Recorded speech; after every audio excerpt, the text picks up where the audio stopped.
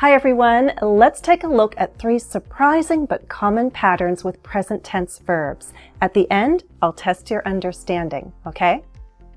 I'm Jennifer from English with Jennifer, and I love teaching grammar. Verb tenses aren't too confusing at first, right? Then we start to learn about exceptions. This is where it gets interesting, and this is where you need to know which forms are appropriate for a given situation. First, we can use the simple present for future scheduled events. Context is key. The same sentence can have a present or future meaning. Look. The red-eye flight leaves at 12:30 a.m. We'll try to sleep on the flight. There are only 2 daily flights to Las Vegas. There's a morning flight for early birds. The red-eye flight leaves at 12:30 a.m. Sentence A tells me this is a specific situation. We're talking about a future scheduled trip. Sentence B tells me about a regularly repeating schedule. We can use the simple present for future scheduled events, including departures and arrivals of public transportation, planes, trains, buses, etc. Start and end times, like concerts, lectures, movies, etc. Appointments and meetings. Looking at your personal calendar, you might use a mix of the simple present, present progressive, and future forms. Let's take a look at the calendar of my friend, Tracy. Look for uses of the simple present. Tracy says the next few days are going to be busy. I have a doctor's appointment on Thursday before work. There's a company meeting on Friday. I'm meeting some friends for dinner on Friday night. I'm going to a concert with my parents on Saturday evening. It starts at 8, but we'll have to leave by 7. I'm free before 6. Sunday is book club. This month, we're going to discuss the Midnight Library.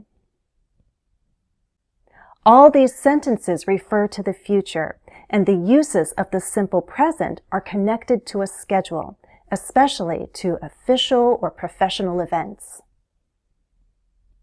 What do the next few days look like for you? Any scheduled appointments, meetings, or trips? Write an example and use the simple present. Second, the present progressive can be used for habits or frequent actions. This is a bit surprising because normally we use the simple present for general truths and routines. I go to Tai Chi on Tuesdays. We all do some housework to keep our homes clean.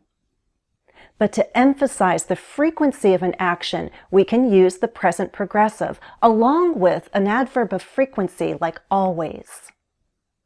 I'm always saying affirmations to help me stay positive. My friend is an amazing cook. We're always telling her she should open her own restaurant. This pattern works well for complaints and negative actions. He's forever pointing out others' faults and never looking at his own. She's constantly doubting herself. Think of a habit or a tendency you have. Can you tell me about it using the present progressive? Note that we can use the same logic and shift back to the past for past habits. My grandmother was always cooking something in the kitchen. As a girl, I was always trying to avoid unwanted attention in the classroom, so I was quiet. Third, the simple present can be used for plots, narratives, and jokes. Why is this surprising? Stories are about things that happened, so you'd think we'd use the simple past. When we tell fairy tales to kids, we use past tense verbs. Once upon a time, there lived a beautiful princess in a high tower, only she didn't know that she was a princess. But as adults, we turn to other forms of entertainment, TV shows, movies, novels, jokes. These kinds of tales are timeless. We often talk about the plot with the present tense. This is also a technique that makes a personal story or funny joke sound more dynamic. One of my favorite rom-coms is Notting Hill. I'm sure many of you have seen it.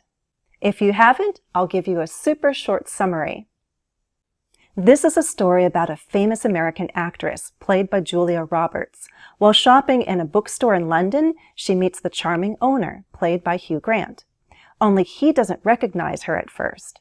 The second run-in is more eventful, and the American ends up seeing how adorable and kind the British guy is, and they fall in love. Of course, they have to navigate some serious obstacles in order to have a relationship, but eventually they both agree that sacrifices are worth it. Think of one of your favorite movies. Can you summarize the plot in about 5 sentences or less? Use the simple present to make it sound dynamic. The story will sound timeless.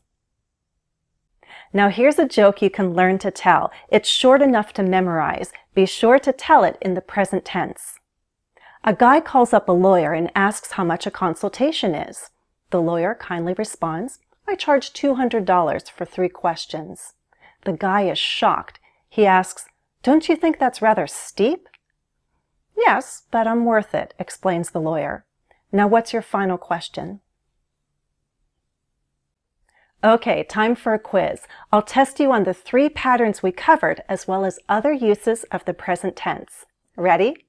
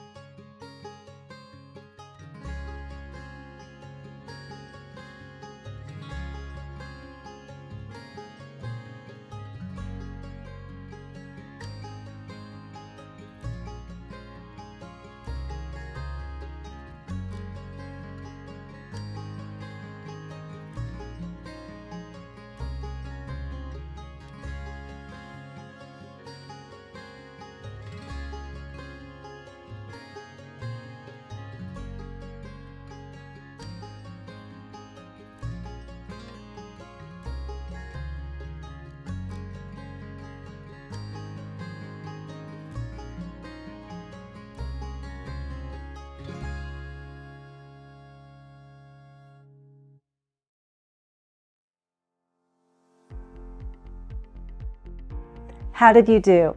We'll end here. Please remember to like and share the video if you found the lesson useful. Remember to subscribe if you haven't already, and follow me on social media. As always, thanks for watching and happy studies.